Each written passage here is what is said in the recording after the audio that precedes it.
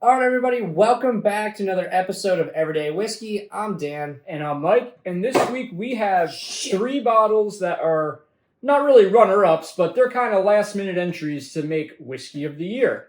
So basically, out of these 3, if any of them score high enough to get into the top spots, they will be added to Whiskey of the Year for 2024. If they don't, then it's just a review episode, and you get to listen to our beautiful voices for no really good reason. So, I say we just get into it. Yeah. So, where do we want to start with this one? I think we need to start waxing poetic about cherries and oak to start this episode. Yeah. Thank you, commenter. Shout out to that commenter. The poetry jam starts now. Yes. We're going to start it off with kind of a wild card, one that I just kind of pulled out of the back over here. Iron Smoke's brand new bottle and bond. This got released 4 months ago. Okay. And this is readily available. Okay. Readily available. And this has got crazy good reviews. Yeah. I've heard a lot about Iron Smoke. Apparently, it is a good brand. It's making a name for itself. They're based out of New York. Yeah, they're based out of New York.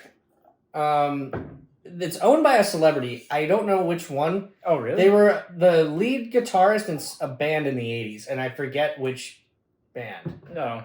Well, I didn't even know that had anything to do with... the guitarist from Heart owns 3 Chord, and it's... I don't fucking... It doesn't matter. I didn't even know that, so... They make good whiskey, we're going to review it. Again, this is one of those bottles where, I wish we had a normal one to show you, but anyone who sees this on the shelf, to me, it gives me that gimmicky vibe. It's got, a cheesy, skull on it. Yeah, it's definitely got that... It's something I always overlook, but... Countless times I've heard people say it's actually a really good product. You know what it kind of looks like? It looks like an old school snake oil label. Well, this one does, but I'm talking about just the regular Iron Smoke. It's over here. It's something I often overlook on the shelf because it just, to me, it looks cheesy. I'm not a fan of the packaging, but I will say the liquid's very good. But and that's what I hear. So I'm excited to try this. No, this is great. Yeah. Oh shit! I almost went right to drinking it. It is good. It's actually got that little eucalyptus note, in bullets, kind of. Yeah. Actually, that's spot on.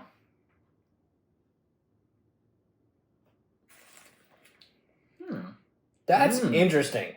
And it tastes like that Heaven Hill Green Label, the 6-year, the Kentucky only one. It's like damp earth. Yeah, it's vegetal. It's very vegetal, but very it's really vegetal. But it's got this really cool sweet quality to it as well. It is sweet, which is I think the nose and the palate really match up very well. Mm-hmm. Kind of what you smell is what you taste almost. I would dub this under the category of a very botanical style bourbon. It's definitely botanical. Oh yeah, this is very good. I don't know if I would say this is as good as the reviews say it is, or this this fancy 95.5 rating here. It's definitely, but it's really good. It's really good. I enjoy it a lot. I think it's a great sipper. This kind of reminds me of Angel's Envy. This is something you give to a novice bourbon drinker because it's actually very palatable. Yeah, very approachable. It's not gonna blow out your palate. It's not hard to drink. It doesn't make you choke or gag or anything like that. I hate choking and gagging. It's just a really good all around bourbon with a nice little here's the sweetness. Kicker with it. How much do you think this cost? I'm gonna say let's do $61.35. No, go up. What? Go up. I'm not paying more than I'm not paying more than $45 for it. It's $90. Yeah, no. So the base bourbon's $52.99, which is I'm not paying $52.99. So this is $90. The only reason I would say this was $90, this was a limited production. Okay. And they only released, I think, 300 cases to the state of New Jersey. Which, just so you guys know, 300 sounds a lot. It is not. That is not remotely a lot of... No. It's not a lot of cases at all. You have more cases of Pappy and Antique Collection coming into the state, in the drop than you got for the whole year on this. That's insane. So I wouldn't pay $90. It's definitely I would call this a bespoke bourbon. It's a very handcrafted, one-off kind of style bourbon. See, this is the problem I have with the bourbon industry is a lot of people are hopping on that bandwagon. They're calling it limited production, but really it's just artificial. No, it's artificial inflation. You're just holding back. You're making it rarer than it is, and it's the liquid itself. It's good, it's not a $90 bottle. So I can tell you right now, so Jim Murray gave this a rating of 95.5. My score does not start with a 9. No, neither does mine. So my score is an 8.1. I was going to say 8.2. So we'll go 8.2. That's fine. All right, 8.2. That's it, and that's a great score. And like Mike and I were not taking shots at the whiskey. No, we were more taking shots at the marketing of of bourbon now. There's no reason that should be a $90 bottle. Yeah. So, but the bourbon's very good. Yeah. Really great beginner bottle. I love the packaging on this. I think this packaging is a massive step up from the base. I can't call it a beginner bottle just because of the price point, but I know what you meant. It's great. So, like, if you have the palette is beginner. You introduce it to someone. Yeah, definitely. All right. So next one is my favorite bottle that I've gotten all year. So this is a quick little shout out to Todd. He's the owner of Manafurkin Brewing in Manahawkin. So if anybody is in the Manahawkin area, go over to Manafurkin Brewing. Say what's up to everybody there. They make fantastic beer. They make really fun beer. They're good. Yeah, they're amazing. And Todd's an awesome guy. So can you toss my water? Oh yeah. Thank you. And he actually got me this bottle. So the unfortunate part cool. of the King Ranch, it's only available in Texas. So for you that don't know, the King Ranch was the original ranch in Texas. It's a home of American ranching. And Ford's. And Old Forester was the first bottled bourbon. I think it's the first bottled bourbon. Wait. I'm just making sure here. Yeah, Old Forester was the first bottled bourbon. So it's kind of a marrying of pioneers of an industry, essentially. Mm-hmm. So, and obviously they call it King Ranch, named after the King Ranch. And again, this is only available in Texas, but it's so, we've tried it already. It's good. We haven't put a rating on it yet. No. But we felt like this needed a fair shake in the Whiskey of the Year. It did. It does. Bracket. Because you never know, like, Old Forester's funny like that. They will release some stuff like this. And they could release this outside of Texas. Because that's how the Statesman got started. It was supposed to be a limited release for the movie. Yep. And then it wound up having such a good following that they made it a permanent SKU. I highly recommend trying the Old Forester Statesman. That's a great bourbon. That's their hidden gem. Yeah, and it really is a hidden gem. I love that bottle. I still have some from when you gave it to me. Oh yeah, it was Christmas a couple years back. Yeah. It was, it's fantastic. So this is like, if you were gonna, for me, I'm just saying this now, like, if you're going with just like old-fashioned bourbon, this is about as good as a nose gets. Yeah. I was gonna say, I get a lot of black licorice. So I don't get black licorice, I get really dark, dense fruits, like I get plums. Yeah, that could be it. Dark fruit. But then you also get like that, like kind of that hay tone to it, that funky like hay. You get that, yep. So it smells like, it kind of smells like a barn, a little bit. It does. I like this. It's just a good fun nose, and it's just I love this. Clean. It's just clean and like it's a fastball. Keep going back to it.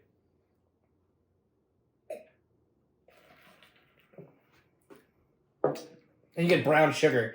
It is this massive brown sugar rush to start the palate. It's so good. Ooh, that's good. And it's like I think it's 102 proof. It's nice and oily. So it's actually 105 proof. You would never know this was over 100 proof. No, not at all. This drink's way smoother than this. This drink's like the old 90 proof store picks they used to do. It's the similar, not texture, but it's just as far as like the easiness of or the drinkability of it. That's good. That and this color, like this is, if you want to go with like, if you look at Texas bourbon, like that is dark. It's dark. Like it's almost black. It is. Here. It is dark. This is a fantastic bottle. And I think they did a good job at capturing the Texas style whiskey in it with like the very dense, bold fruit tones and sweetness, and there's just a lot of backbone to this bourbon. Oh yeah. That's a good one. Yeah, that's a 9.2. 9. So 9-1. 9-1. 9-1 it is. All right, so Old Forester King Ranch will be in the Whiskey of the Year bracket or show. We're going to figure out how we're going to do it. Last year we did a bracket challenge. It was like a 2-part episode. This year we might just do one episode and we're going to have like 6. Yeah, we'll just take I don't even think... I think like maybe the top 5. 3 or 4. I think we're just getting out of hand with that many. Yeah, so we're going to figure... Well, last year we actually... Well, we filmed a lot more and we had a lot more whiskeys to do. Yeah. Also, our ratings were way higher this year, so it actually is great that we reintroduced a new like rating scale. 100%. Because it's a lot harder to get to that 9. Yeah, and that's what I like. But that's 9. This is the one I want to try, though. So, dude, King Ranch, awesome. If anybody's in Texas, you're going to grab yourself a bottle of King Ranch. I like this. I did break into this early because I bought it. I refused to drink it earlier. I actually didn't intend to buy this. What happened is I walked into one of my accounts, and I have a really good rapport with him. And he's just like, oh, by the way, before I left, he's like, look what I got. And he pulls this out of nowhere. I'm like, what the fuck is it? When did it come out? And how come I don't know about this?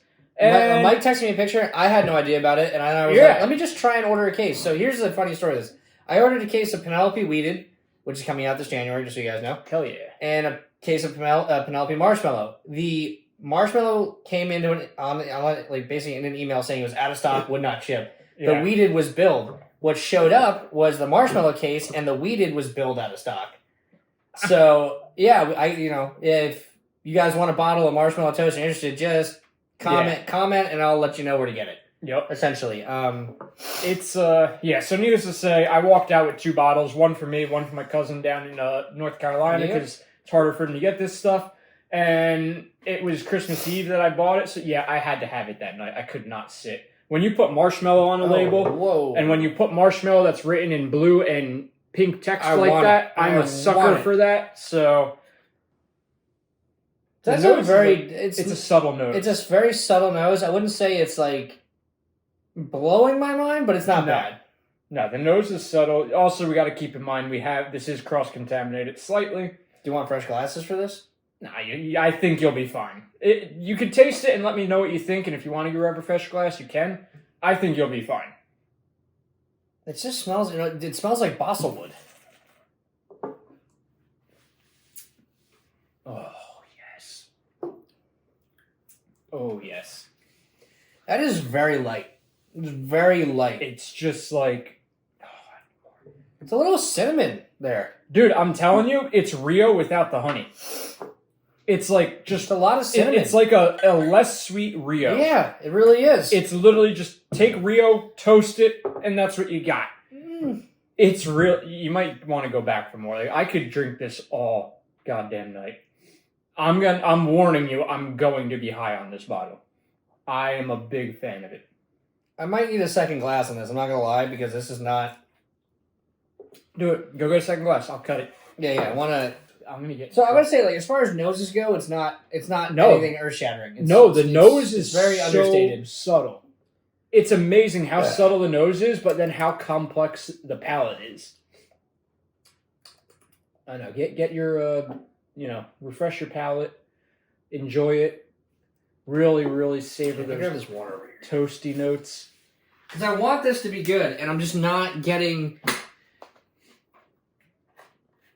You can be completely honest. I mean, I'm hyping it just because it falls in line exactly with what I like. It's a perfect blend of smoke and oak and dessert bourbon for me. Careful, it might be poetry. I know, whatever. Fuck that guy. You know who you are. It's really damn good. Like, I'm not gonna lie. I just, I think I wanted to. God damn it! I know I tripped you up. You're gonna have to do some math on this one. The cinnamon, though, that was a good note. That was a good pickup on your part. I didn't get that the first time. No, the cinnamon is what keeps me going back to it. That's like, I'm like, oh, that's cool. That's unique. Because like cinnamon, you tend to get more in ryes for me than you get in bourbons. I'm not saying it's all, but just not for me. Okay, so my only note. I wish there was a little more texture. Yeah, I can see that. It's light. It's a little one-dimensional. It's very light. But that fun cinnamon note is great. The fun, yep. And it kind of keeps me wanting to go back to it. And like, this is like, for me, this is a bottle you could drink all night, and you could find something different in it. That's what I think it is. I think like so it just keeps bringing you in. Next thing you know, you're a half bottle gone. I'm not gonna have your score, but this is gonna, again, under our new scoring bracket. This is gonna be considered a very good score. Okay. So I'm at an 8.4. All right, maybe the math won't be so bad. I'm at like a 9.5. All right, so you actually were at what we rated Eagle 17. Yeah. which I makes sense. really Which like makes this. sense. No, that makes sense for both of us. Mm-hmm. Just because, like, I will say that Eagle 17 was more of a bummer than anything. Yeah. Trying it. It was fantastic, but for everybody who, like, wants to kill somebody to get one, I don't get it. Yeah, no, it's not worth it. Buy one of these. Buy one of these. It's just as good. And it's $70. Yeah. I don't know, is that what you paid? Like 60 something and change. Yeah, I think I have them at $69.99 in the store. Yeah, about that. Maybe a little bit less. And then actually, Tom Longo came in. Big Tom Longo. Oh yeah, he came in and grabbed his Weller Full Proofs, and he grabbed one of these. So shout out to Tom. Big Comment Tom down Longo. below. I want to know what you think, boy. Yeah, This is right up my alley. So you're at a 9.5, and I'm at an 8.4. The only you can bring out your calculator if you want. So I don't know how to do that mental math. No, it's easy. You're just gonna do the average. It's at 8.95. Hell it's yeah, literally on the cusp. I'll settle for it. Let's just call. All right, just to get because I want to see how this thing does in the Whiskey of the Year show. All right, 8.95. We can round that up to a 9 flat. Hey, we'll go with the rookie score of a 9 flat on the Penelope Marshmallow Toast, and it will be these two are going to move on to Whiskey of the Year along with. Oh wait, we're not going to tell you what's going to be there because there's no point to do that. Why would I do that? All right, so if you made it this far. We'll go back through because it was a longer episode. So we had an 8.2 on the Iron Smoke. We had a 9. Fuck. What did we score this thing? I don't know. I was at 9.2. You were at 9. No, I don't know. I think it was a 9.1. I think it was 9.1. The only reason I don't remember is because I rely on me rewatching the video when I'm editing it to then put the numbers in. I'm pretty sure this was 9.1. Some shit like that. I think that was 9.1, and this was a 9 flat. Yeah. So these two are moving on to the Whiskey of the Year episode, which will be filmed in the next show that comes out in 2 weeks. Yeah. So if you've made it this far, thank you for watching this episode. Please like, subscribe, comment on the episode, even if it's some who wants to say some weird shit. Yeah. That's good for you. I guess you got time to do that. We don't. Otherwise, everybody else who comments, thank you so much for the really nice comments and, all the input and the back and forth. Yeah. We really appreciate it. Appreciate you guys. So have a happy new year. Thanks for watching. Yes. Happy New Year. Cheers. Cheers.